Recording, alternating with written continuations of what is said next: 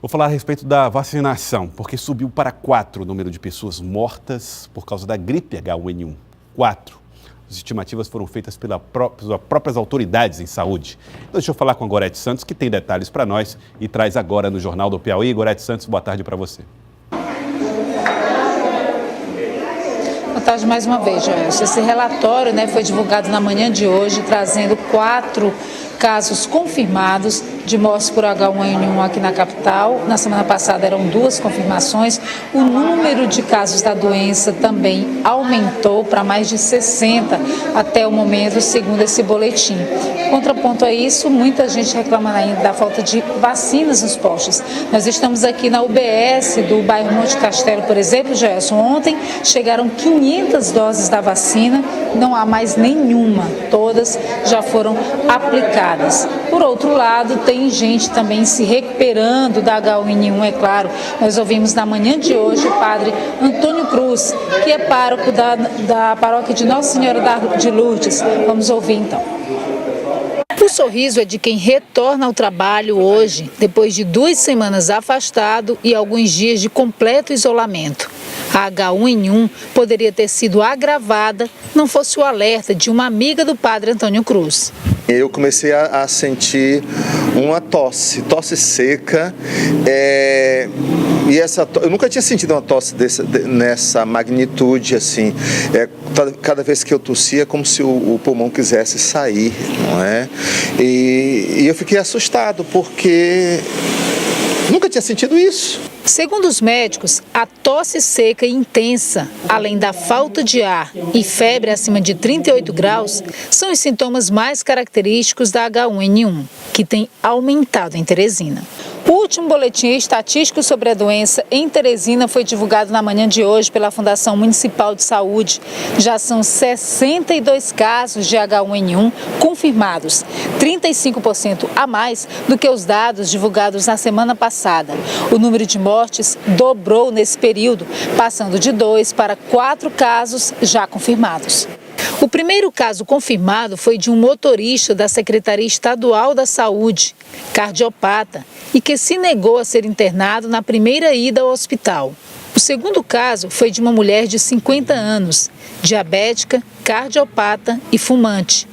A terceira morte foi de outra mulher, de 38 anos, asmática e também fumante.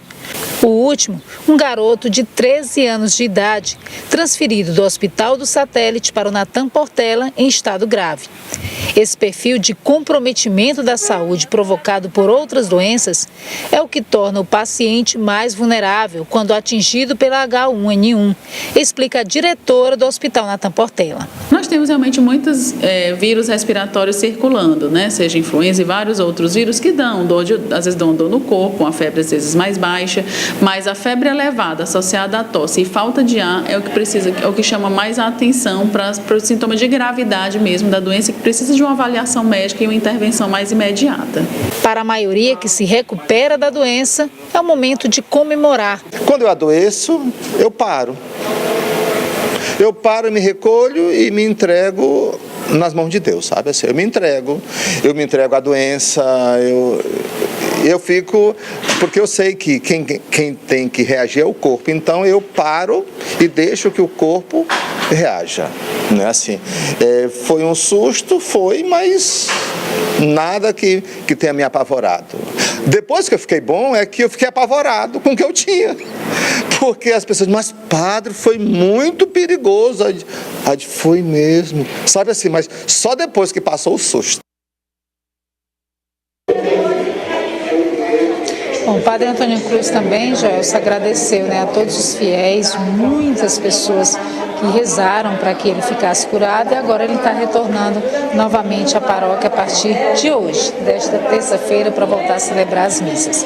Bom, a gente tem um outro problema, que é a questão das doses de imunização. Muita gente se queixando que não consegue encontrar nos postos aqui da capital. Eu falava no início que nós estamos, por exemplo, na UBS do Monte do Castelo.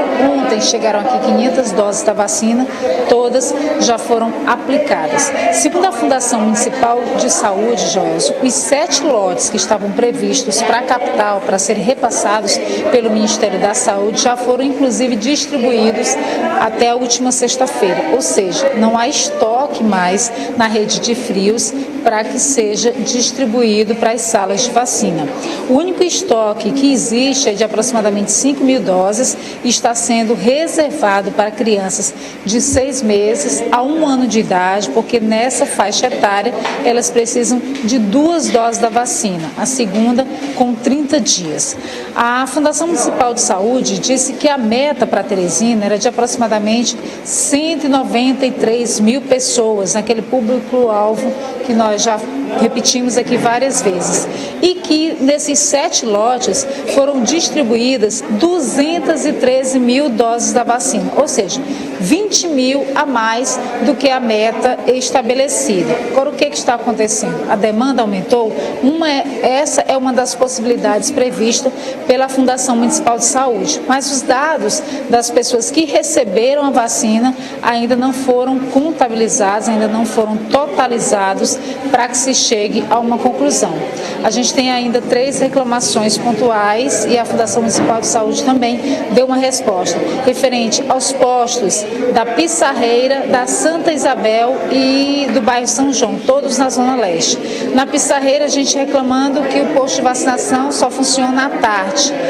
Na Santa Isabel, informando que a enfermeira responsável pela aplicação está doente e não há substituto. E no bairro São João, que tem vacina, mas não tem seringa. A Fundação Municipal de Saúde disse que em relação ao turno, no caso lá no primeiro bairro, na Pissarreira, que só funciona à tarde, isso é uma questão administrativa, que compete a cada posto de saúde. Em relação à falta da enfermeira, eles informaram que ela não foi substituída porque foi algo pontual, ela entrou com atestado médico, que está retornando e que nem todo profissional de saúde ele é capacitado para aplicar essas doses da vacina. Então, não pode se substituir por um outro que esteja no local.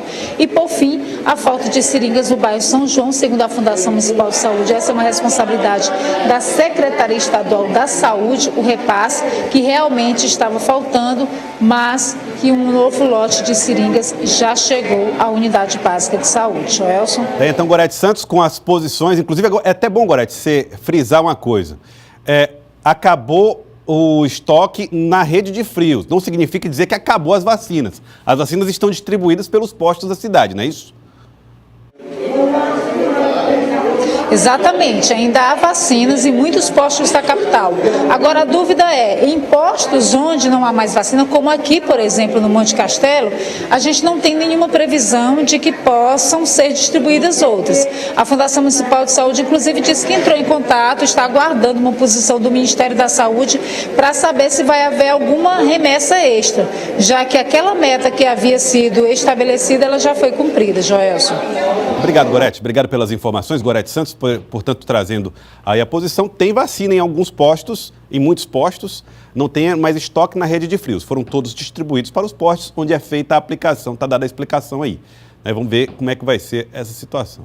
Agora, tem uma coisa que me intriga. Eu não sou gestor de pessoas, não sou gestor público, não entendo. Mas tem uma coisa que eu acho estranha. Me preocupa. Toda vez que você fala assim, quando é que vai ser? Vem sempre o gestor aqui, a gente pergunta, quando é que vai ser feito o novo concurso público? Aí a resposta é sempre a mesma.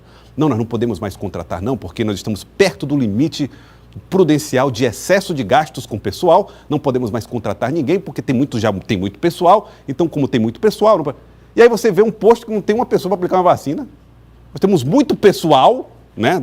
Aonde? Porque vai no posto, a pessoa não pode aplicar a vacina porque não tem um aplicador de vacina, não tem a pessoa para aplicar a vacina da gripe.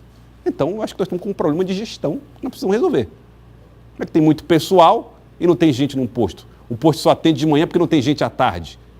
Ou nós não temos excesso de pessoal, ou se nós temos excesso de pessoal, as pessoas estão no lugar errado. Não é verdade? Tem que atender a população. Mas vamos ver aqui como é que está, quem é o público-alvo da vacinação contra a gripe. Já foram confirmadas mortes, tá? Vamos primeiro para essa informação. Foram 4. Primeiro foi um motorista com as iniciais FLS, motorista do estado. Foi a primeira vítima confirmada de H1N1. Segundo, a mulher com cerca de 50 anos, segunda vítima confirmada por H1N1.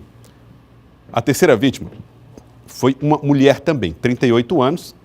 E a quarta confirmação, uma adolescente do sexo masculino, uma adolescente do sexo masculino de 13 anos. Portanto, foram as 4 vítimas que foram afetadas, mortes confirmadas por H1N1. Se você tem mais de 60 anos, as crianças, menos de 5 anos, gente que é professor, trabalha com agente penitenciário, é detento, essas pessoas estão na lista de prioridades para a vacinação.